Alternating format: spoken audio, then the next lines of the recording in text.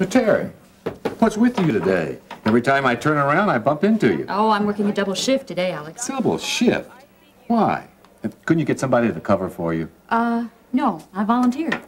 Terry, do you remember what I told you about retreating into your job? Alex, if you start on that again... All right, I won't argue. But look, I'm just trying to remind you. Don't let this hospital be your whole life. Yes, doctor. Nurse's station. Dr. Greeley, excuse me. There's a call for you on your line. Would you like to take it here? Oh, thanks, Tracy. No, I'll take it in my office.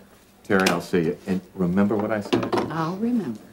Okay, let's see what we've got here. Oh, there's a mistake on this workup. Nurse's station. Terry, for you. Oh, for me? It's probably my son. Hello? Hello?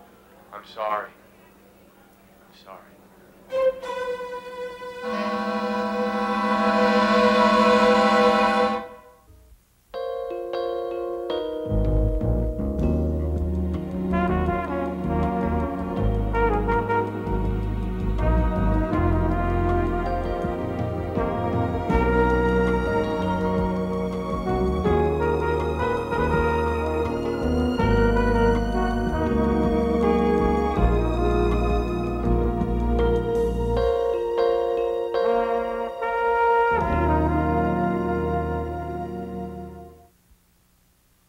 Terry, who was that? I don't know. Dr. Greeley, can you come here? What's happened? I don't know. Terry picked up the phone. It was him! He's even calling me here! It was who, Terry? I don't know! You don't know? Terry, come with me. Let's go sit down, okay? Tracy, you, I can handle things here. Good. Terry, you just come with me now.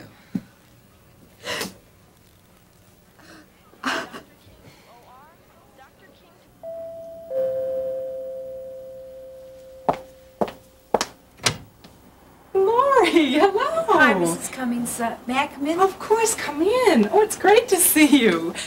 And by the way, now that you're a mature married woman, you can start to call me Liz. Fine, Liz.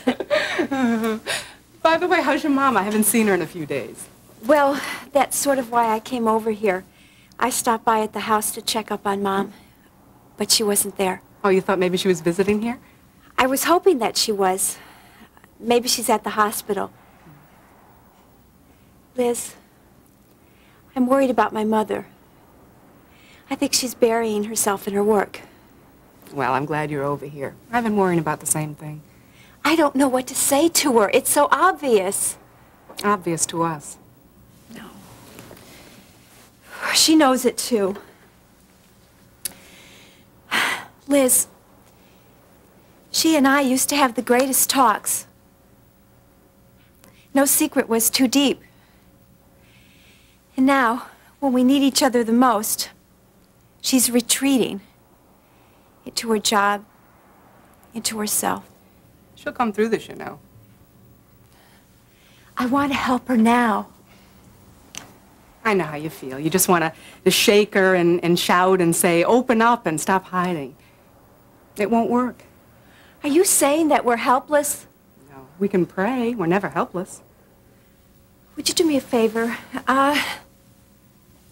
Keep an eye on her. Check the house. Make sure she at least comes home at night. She's scared because of these phone calls that she's getting, but she... What phone calls? Oh. Some man has been calling my mother. He won't identify himself. He just keeps saying, I'm sorry. That's awful. And this couldn't have happened at a worse time. Look, I'll make sure that I get over there to see her. I'll drop in whenever I can. Thanks. Well, I guess I'd better head back to school. Okay. I'll keep in touch. Fine. Listen, how are you doing? Well, you know, you can stop by anytime you want to. Come in. Hi, Daddy. How are you? Busy. I see you reading the newspaper. Homework. Daddy, I've come here to talk about what happened earlier today. Don't waste your time, Miriam. Oh, Dad, please, can't we just talk? I mean, I know you were under a lot of stress, and I was a little bit under the weather, too. Under the weather? Is that what you call it? Yes. Well, I certainly don't call it that. Daddy, listen, I came here to apologize, and you know that's very hard for me, so wouldn't you just please listen to me? Yes, I'll listen, but there isn't anything you can say. I'm sorry for the way I acted. And?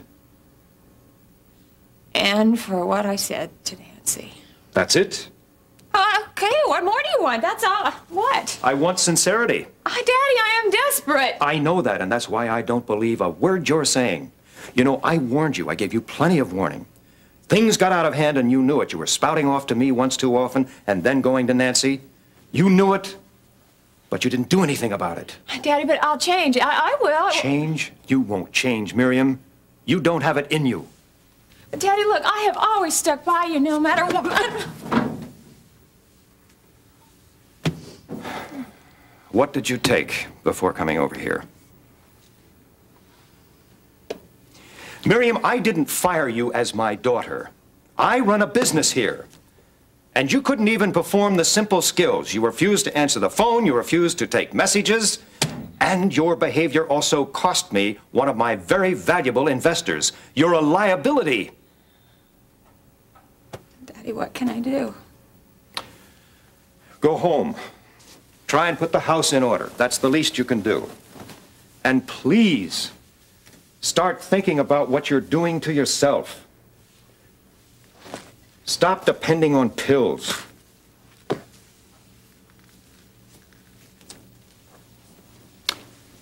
And Miriam, from now on, mind your own business. What I do with Nancy is my concern and no one else's.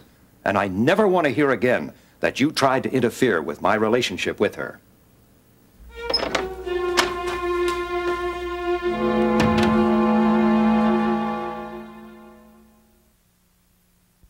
Terry? Terry, what's this all about? It's him. It's the man on the phone. He just keeps calling me. But I thought you said you didn't know who it was. I don't. He just keeps calling. Well, does he threaten you? No. No, he sounds as if he just keeps saying he's sorry. Oh, Alex, I just want him to stop. I know, Terry. You'll be all right. Maybe there's something I can do. Ben's already called the police. They say there's nothing they can do. What? There's nothing they can do about it. Terry, I can't have you terrorized like this after all you've been through. Oh, Alex, I appreciate your concern, but there's nothing anybody can do. I told you the police can't do anything. And the calls still continue. First at home, and now here. Alex, he even knows where I work. Not even this place is safe. No, Terry. No, this is a safe place. And so's your home. Look, nobody's going to hurt you. I mean, how could anybody get through a front line made up of Ben, Peter, Jeff, and me? Now I'm going to call the police. No, I told you, they can't do anything. Look, this is going to be different. You just trust me. Now you stay right here. You're going to be all right. Thanks, Alex.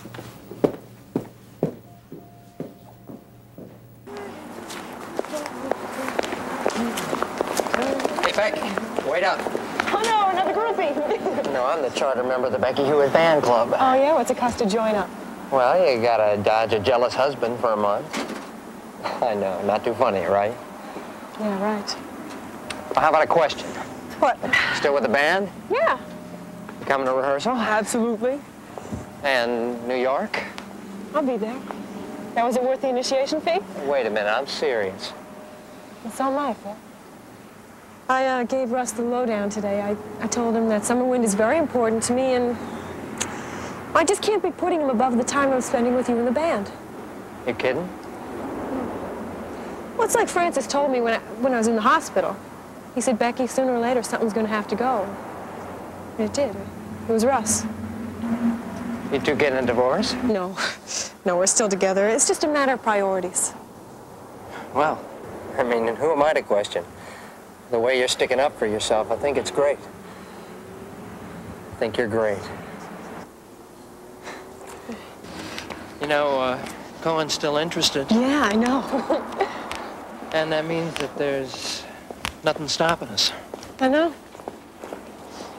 You know? Yeah, I know.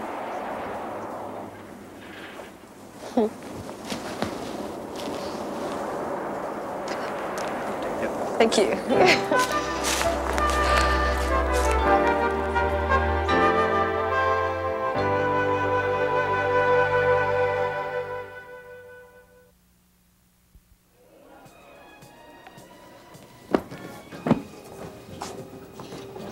I recognize the pants.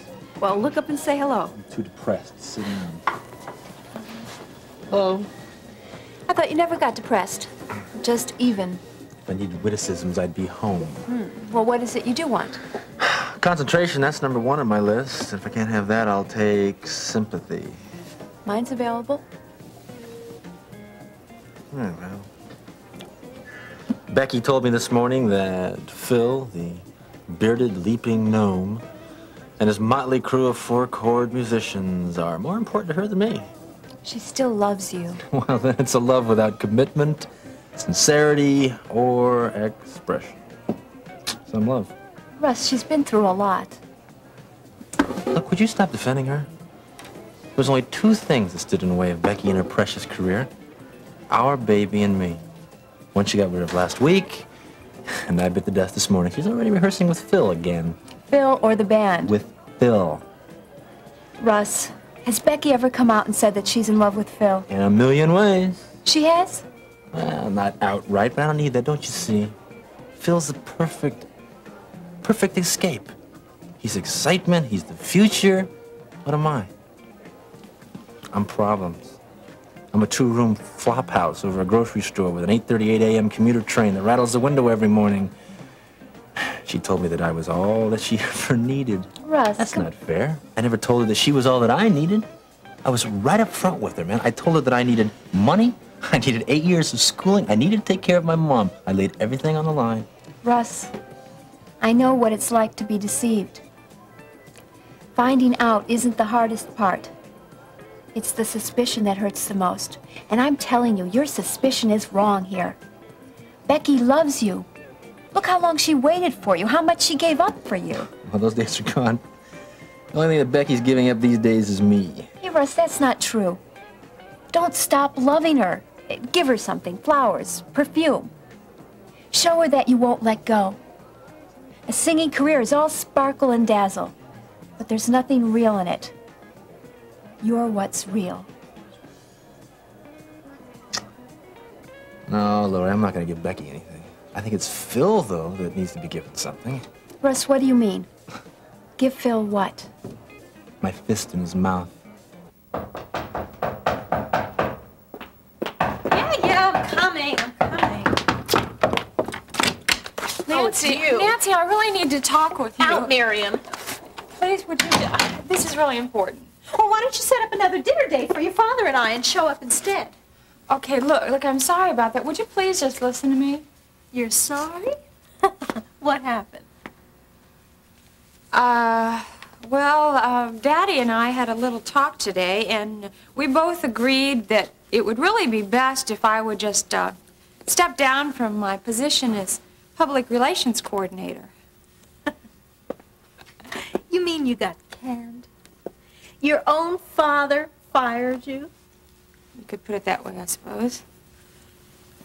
Your employment skills are so bad that even nepotism couldn't help you. Well, maybe if I were his lover, not just his daughter, I'd do a lot better. Hey, look, I wouldn't be so catty, seeing as it's obvious you came over here for a favor.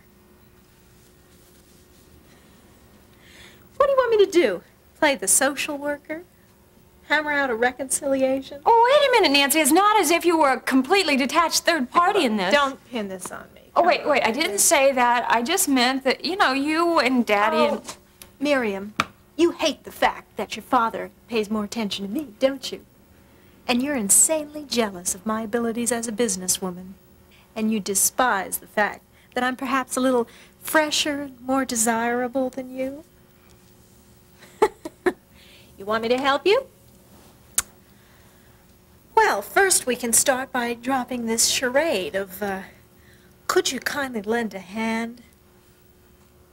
And admit that you need me. Nancy, Admit it.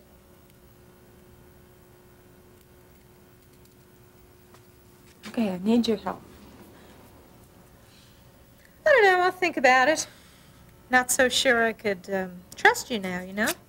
What do you mean you can't trust me? Well, I'm just not so sure you're trustworthy. I mean, I'll just have to think about it. Why don't you come back in maybe a week or 10 days?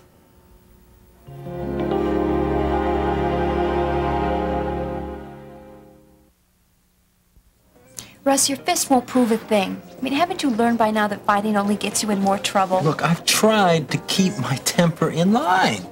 But it's like the world just keeps pushing harder and harder just to see how much I can take. Phil Hayes is the whole world. No, he's taken Becky. And Becky's my whole world. So why don't you show that to her with a little understanding and patience? I've tried, you know? I mean, I was doing just fine, too, you know, until Phil came along. Doesn't Becky's satisfaction with her singing mean anything to you? What satisfaction? The only enjoyment she ever gets anymore is the dream of being a star, and she hasn't even got that.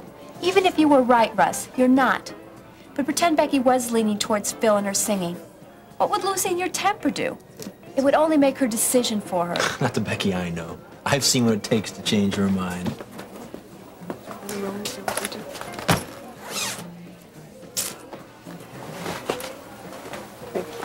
Oh, boy.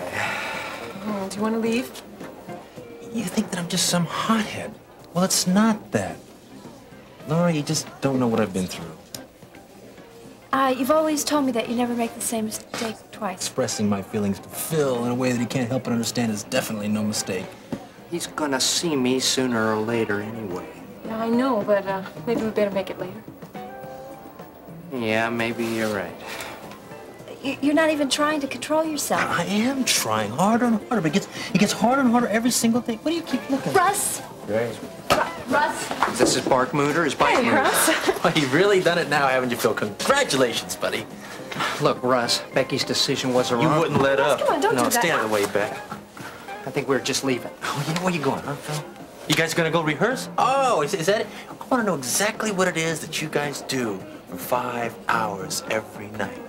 What do you sing songs together, little love songs? You make up love songs? Hey, is that what it's like being a musician, Russ, huh? will you stop No, it? would you just stay out of it, Beck? Oh, cool. Russ, yeah, please, come on.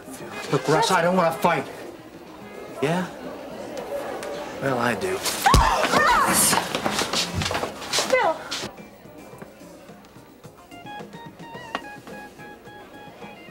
What do you mean a week to 10 days? Well, these things take careful thought and time. I haven't got time. No, Miriam, what you haven't got is choice. Thought we used to be good friends. And who changed that? Well, who made a play for my father? And who decided to go talk to Mitch Dunbar about the wills? Okay, so that was a mistake. Now it's a mistake. Last night it was a stroke of genius. Well, you've cut your own throat, Miriam. Now I know you're just as cruel and untrustworthy As you are? Don't bite the hand that feeds you. And what is that supposed to mean? Now listen, if you breathe a word about those wills to anyone, if you so much as talk in your sleep, it's over. What's over? Nancy, what are you going to do? Well, I could have a word on your behalf with your father. Maybe fill him in on your good points. What a challenge. I don't know. I'll think about it.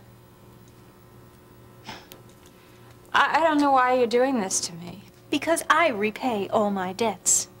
And after the way you tried to blackmail me last night, well, I'd say you got a good week of squirming to do before our accounts are balanced.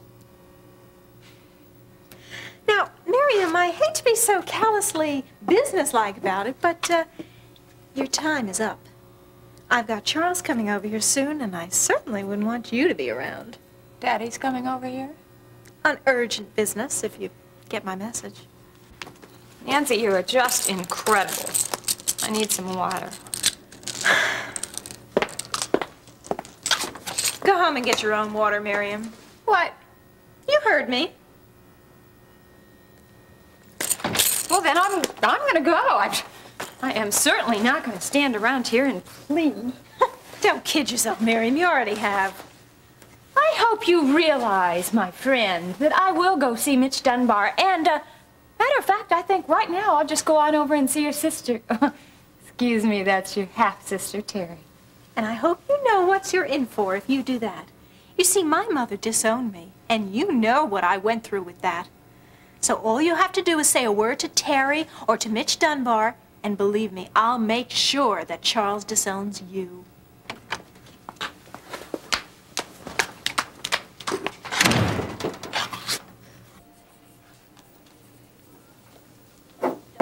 Mr. Randolph in 211 has requested tomato juice with his evening medication. Oh, I thought he wanted orange juice. No, that was last night. He knows he'll get to see me twice if he orders a different juice. Ah, watch out for the good Mr. Randolph. No, actually, it's the good Mr. Randolph's wife I want to watch out for. Right?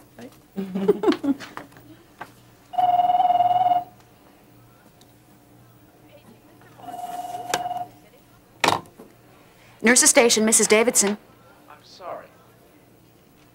Please, will you stop? Mrs. Davidson, I need to see you.